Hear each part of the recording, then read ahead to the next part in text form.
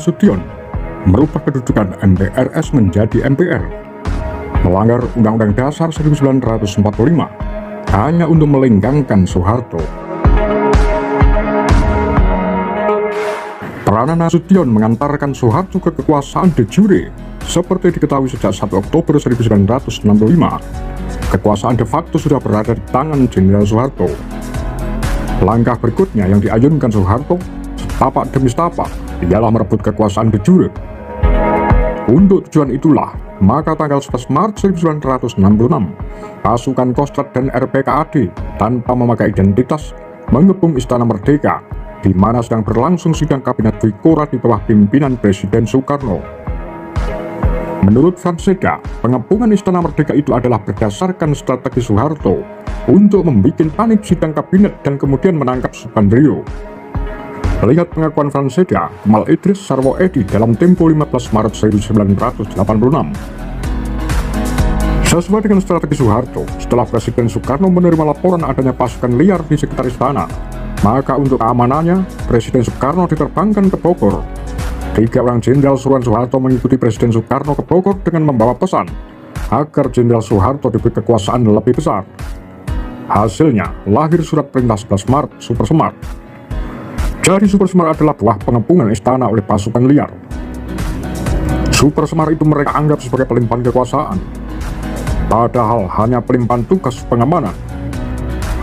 Lihat pidato kenegaraan Presiden Soekarno 17 Agustus 1966.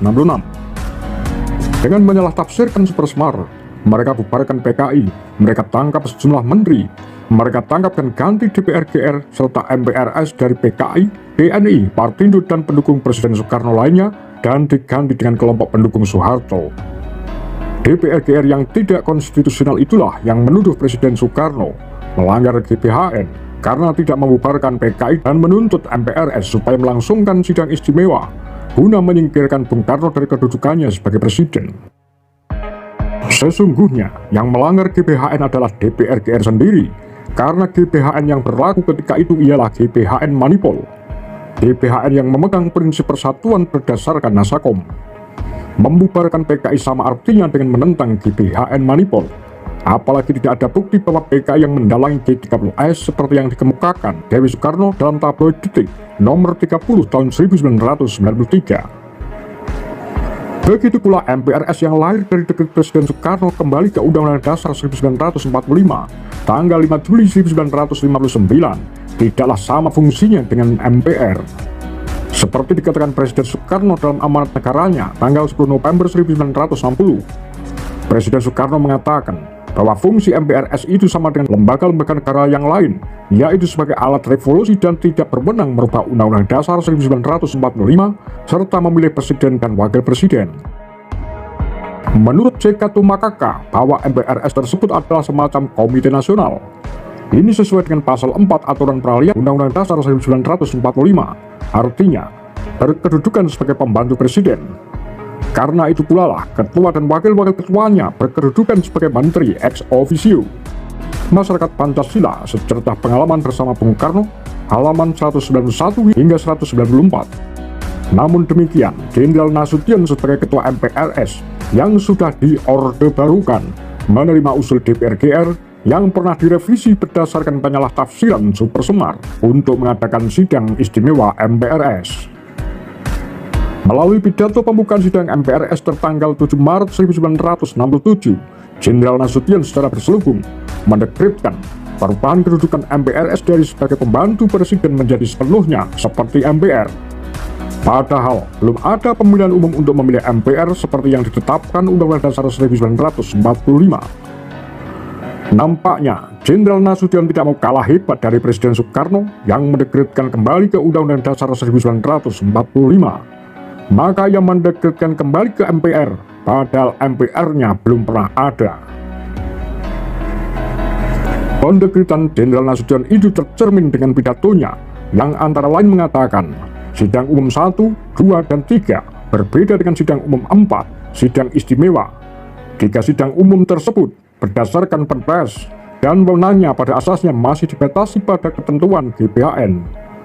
Dengan sidang umum 4, telah kembali ke MPRS maupun Presiden, DPR, kekuasaan kehakiman dan kekuasaan pemerintahan pada posisi dan wewenang menurut Undang-Undang Dasar 1945 dan bukan lagi menjadi pembantu Presiden, Panglima Besar Revolusi sebagaimana hakikat sebelumnya.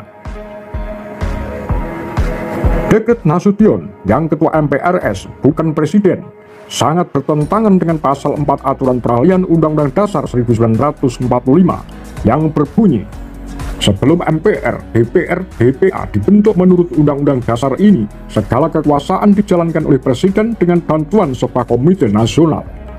MPR seperti yang dimaksud pasal 4 itu belum terbentuk, belum ada pemilihan, yang ada hanya MPRS, hasil Dekret 5 Juli 1959 dari Presiden Soekarno. Dengan Dekret Nasution yang merubah kedudukan MPRS menjadi MPR, yang bertentangan dengan pasal 4 Aturan Peralihan Undang-Undang Dasar 1945, MPRS menarik mandat dari Presiden Soekarno, serta segala kekuasaan pemerintahan yang diatur dalam Undang-Undang Dasar 1945 dan mengangkat Jenderal Soeharto sebagai pejabat Presiden.